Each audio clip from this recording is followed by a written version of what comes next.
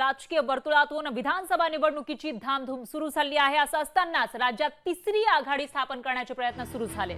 याबाबत प्रहार जनशक्ती पक्षाचे अध्यक्ष आमदार बच्चू कडू आणि स्वराज्य संघटनेचे अध्यक्ष माजी खासदार संभाजी राजे तसंच स्वाभिमानी संघटनेचे रविकांत तुपकर यांनी प्राथमिक चर्चा केल्याची माहिती आहे आणि हे सर्वजण तिसरी आघाडी उघडण्याच्या तयारीत असल्याची चर्चा रंगलेली आहे। त्यामुळे बच्चू कडूंच्या मनात नेमकं काय आहे असा सवाल उपस्थित होतोय आणि पाहूया त्यावरचा हा लोकशाही मराठीचा स्पेशल रिपोर्ट।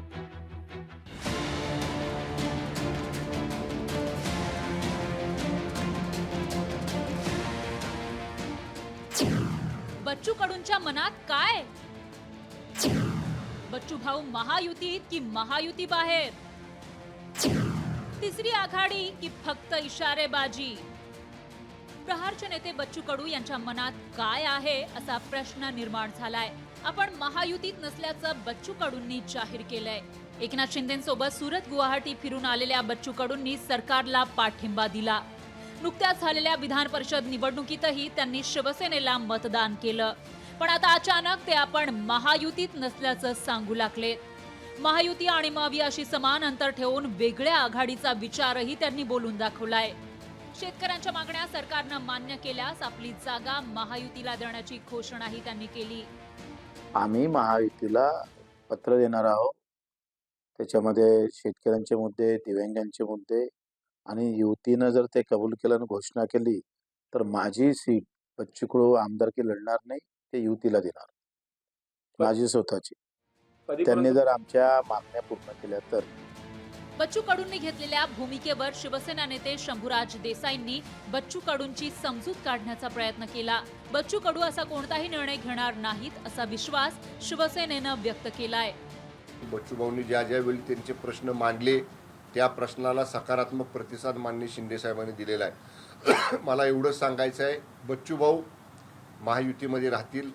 शिंदे साहेबांच्या नेतृत्वावरती त्यांचा विश्वास आहे आणि शिंदे साहेबांच्या बरोबरच खांद्याला खांदा लावून महायुतीचं सरकार परत आणण्यासाठी बच्चू भाऊ आमच्या बरोबर असतील असा मला विश्वास आहे।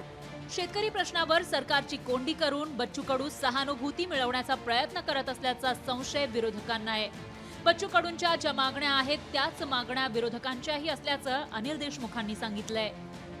आमची मागणी आहे सोयाबीनला भाव मिळाला पाहिजे, आमची मागणी आहे की कांद्याला भाव मिळाला पाहिजे।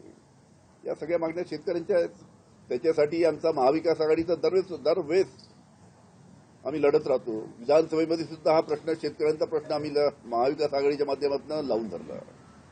ठीक आहे, त्यामुळे बच्चू कडूंना सुद्धा शेतकऱ्यांच्या बाबतीत काम करत आहेत, त्यांना मोकळी काय करू शकतात। बच्चू कडूंना महायुती सोडायची नाही। त्यांचा स्वभाव पाहता त्यांना निर्णय घ्यायचा असता तर एक घाव दोन तुकडे या न्यायानं त्यांनी कधीच काडीमोड घेतला असता।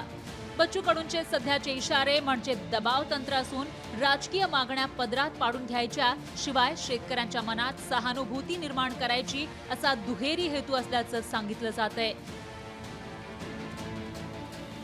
ब्युरो रिपोर्ट, लोकशाही मराठी।